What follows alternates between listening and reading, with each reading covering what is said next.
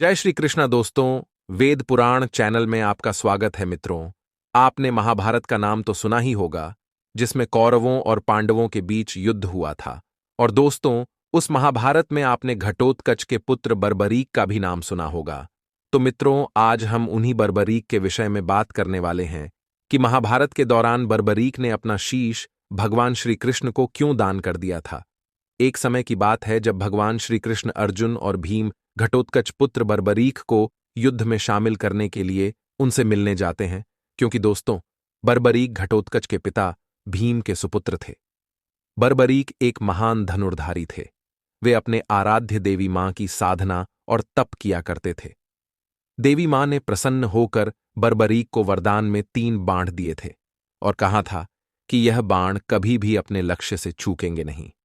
दोस्तों, यह बाण इतने शक्तिशाली थे कि मात्र इन 3 बाणों के प्रहार से ही बर्बरीक बड़े से बड़ा युद्ध पल भर में समाप्त कर सकते थे। जब बर्बरीक युद्ध में भाग लेने के लिए तैयार हो जाते हैं, तो श्री कृष्ण जी कहते हैं कि युद्ध में तुम अपने शत्रुओं को पहचानोगे कैसे?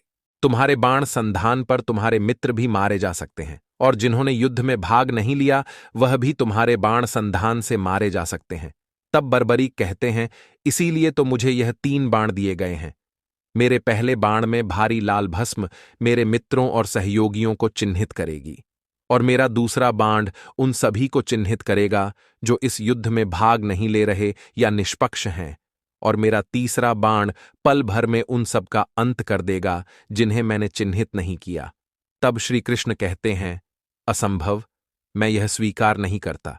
फिर बर्बरीक कहते हैं कि प्रत्यक्ष को प्रमाण की आवश्यकता नहीं है। मैं यहां हूं, आप यहां हैं, और मेरे बाण भी आपके समक्ष प्रस्तुत हैं। आप चाहे तो मेरा परीक्षण यहीं ले सकते हैं, बस लक्ष्य बताएं। तब श्री कृष्ण कहते हैं, तो ठीक है, बर्बरीक लक्ष्य भी तुम्हारे सामने प्रस्तुत है।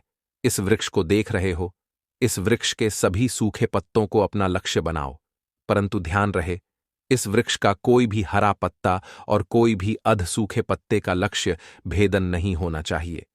तब बर्बरीक कहते हैं, आज्ञा का पालन होगा, और अपना पहला बाण संधान कर देते हैं, जो पेड़ के सभी हरे पत्तों को चिन्हित कर देता है, जिनका लक्ष्य संधान नहीं करना होता है। और फिर अपना दूसरा बाण संधान करते हैं, जो अध सूखे पत्तों को चिन्हित कर देता है, लेकिन एक सूखा पत्ता श्री कृष्ण अपने पैर के नीचे दबा लेते हैं। और फिर बर्बरीक अपना तीसरा बाण संधान करते हैं, जो पेड़ में लगे सूखे पत्तों को जला देता है। और फिर बाण रुक जाता है। तब श्री कृष्ण बर्बरीक से कहते हैं, लगता है कि तुम्हारा बाण कोई सूखा पत्ता भूल गया है, तुम असफल हुए। तब बर्बरीक कहते हैं, न मैं असफल हुआ हूं और ना ही मेरा बाण कोई लक्ष्य छोड़ेगा। इतना कहने के बाद वह बाण घूम जाता है और श्री कृष्ण के पैर के पास आकर रुक जाता है। तब बर्बरीक श्री कृष्ण से कहते हैं, हे माधव, आपका पैर मेरे लक्ष्य के बीच में आ रहा है, आप जल्दी से अपना पैर हटाएं। तब श्री कृष्ण अपना पैर नहीं हटाते और बर्बरीक से कहते हैं कि तुम्हारा बाण मेरे पैर को भेद नहीं पाया।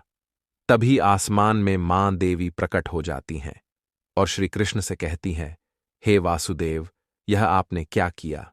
मैंने बर्बरीक को वरदान दिया था कि यह बाण कभी भी अपने लक्ष्य से नहीं चूकेंगे। तब श्री कृष्ण अपना पैर हटा लेते हैं और बाण लक्ष्य पूरा करता है, और श्री कृष्ण देवी मां से कहते हैं कि मैं आपके वरदान का मान जरूर रखूंगा। आज से यह मेरा पैर मेरे शरीर का सबसे कमजोर हिस्सा होगा, और यही मेरे शरीर त्यागने का कारण बनेगा। और फिर देवी मां गायब जाती हैं। तब अर्जुन श्री कृष्ण से पूछते हैं, परंतु क्यों माधव, आपको उस पत्ते पर पैर रखने की क्या आवश्यकता थी? तब श्री कृष्ण अर्जुन से कहते हैं, मैंने जो किया उसकी आवश्यकता थी पार्थ, और अब जो मैं करने जा रहा हूं उसकी भी आवश्यकता है, परंतु मैं ऐसा करना नहीं चाहता था। यह सत्य है कि बर्बरीक के यह 3 बाण अमोघ हैं। तब भीम श्री कृष्ण से कहते हैं, यह हमारे लिए शुभ समाचार है ना माधव? तब श्री कृष्ण भीम से कहते हैं, हां, यह हमारे लिए शुभ समाचार है, परंतु धर्म के लिए यह सबसे अशुभ समाचार है, क्योंकि यह युद्ध केवल कौरवों और पांडवों के बीच में नहीं है, यह युद्ध धर्म और अधर्म के विरुद्ध है। यह युद्ध न्याय और अन्याय के विरुद्ध है। यह युद्ध श्राप और श्रापितों के मध्य है। लेकिन यह 3 बाण और इन बांडों को धारण करने वाला बर्बरीक हमारे लिए सबसे बड़ी समस्या बन चुका है। इसलिए बर्बरीक का अंत अब अनिवार्य है। इसका वध अटल है। यह सुनकर भीम, अर्जुन, युधिष्ठिर और घटोत्कच चौंक जाते हैं और फिर श्री कृष्ण जी अपना सुदर्शन उत्पन्न करते हैं। यह देखकर भीम बर्बरीक के आगे खड़े हो जाते हैं और श्री कृष्ण से कहते हैं, नहीं प्रभु, बर्बरीक का अंत करने से पहले इस सुदर्शन चक्र को मेरे ऊपर से गुजरना होगा। तभी अर्जुन श्री कृष्ण से कहते हैं, परंतु माधव, इसका कोई तो उपाय होगा। हम बर्बरीक को युद्ध से दूर भी तो रख सकते हैं। बर्बरीक के पिता घटोत्कच कहते हैं कि प्रभु, मैं अभी तुरंत बर्बरीक को भेज देता हूं। मेरे पुत्र पर सुदर्शन चक्र का प्रयोग मत करिए। मेरे पुत्र को उस कर्म की सजा मत दीजिए जो कर्म अभी तक उसने किया ही नहीं। यह सुनकर बर्बरीक अपने पिता से कहते हैं, रुकिए पिताश्री, मैं यहां खाली हाथ लौटने के लिए नहीं आया हूं। मैं इस युद्ध में भाग जरूर लूंगा। तब घटोत्कच कहते हैं, तुम्हें पता भी है तुम क्या कह रहे हो? तब बर्बरीक कहते हैं, पिताश्री, मैं एक सच्चा योद्धा हूं और एक सच्चा योद्धा युद्ध से विजय प्राप्त करके लौटता है या फिर वीर गति पाकर। तब युधिष्ठिर श्री कृष्ण से कहते हैं, क्षमा कीजिएगा वासुदेव, परंतु बर्बरीक के युद्ध में भाग लेने से हमें क्या हानि होगी? बर्बरीक तो हमारे पक्ष से युद्ध करेगा, हानि तो कौरव को होगी वासुदेव। तब श्री कृष्ण युधिष्ठिर से कहते हैं, नहीं युधिष्ठिर, तुम्हें जो दिख रहा है वह सत्य नहीं है।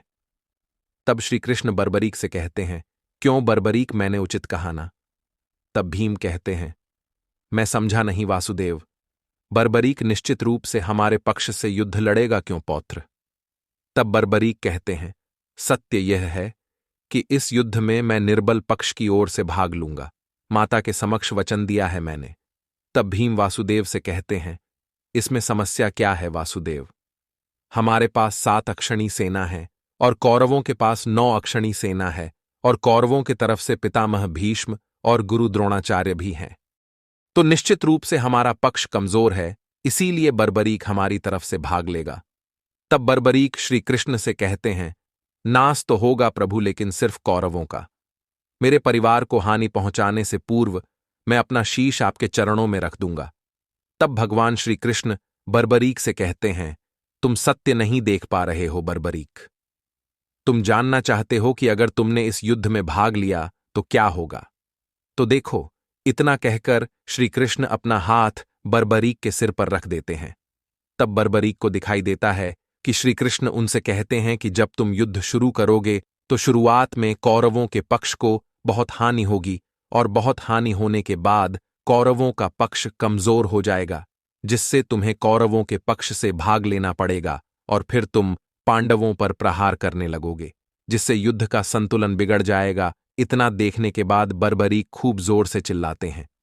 तब श्री कृष्ण बर्बरीक से कहते हैं, यही सत्य है बर्बरीक। तब बर्बरीक श्री कृष्ण से कहते हैं, तो मैं क्या करूं प्रभु? योद्धा अपना युद्ध चुनता है। तब श्री कृष्ण बर्बरीक से कहते हैं, योद्धा कभी अपना युद्ध नहीं चुनता है, बल्कि युद्ध खुद अपना योद्धा चुनता है।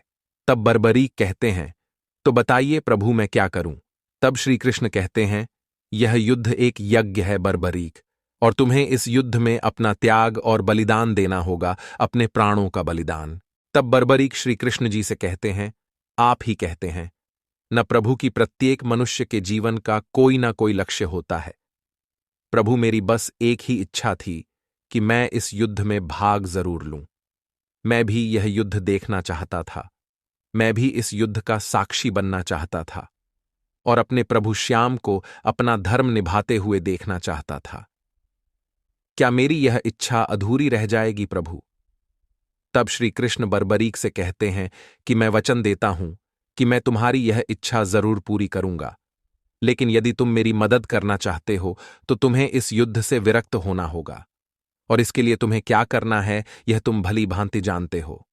तब बर्बरीक कहते हैं, मैं समझ गया प्रभु। और उसके बाद बर्बरीक अपना धनुष उठाते हैं और कहते हैं कि मैं स्वेच्छा से अपना शीश भगवान श्री कृष्ण के चरणों में भेंट करता हूं, और फिर बाण संधान कर देते हैं और कहते हैं, भगवान श्याम की जय। दोस्तों, आपको यह जरूर पता चल गया होगा कि बर्बरीक ने श्री कृष्ण को अपना शीश दान क्यों कर दिया था। अगर आपको यह कहानी अच्छी लगी तो वीडियो को लाइक करना और हमारे चैनल को भी सब्सक्राइब जरूर कर लेना ताकि आपको इस तरह की जानकारी मिलती रहे। धन्यवाद।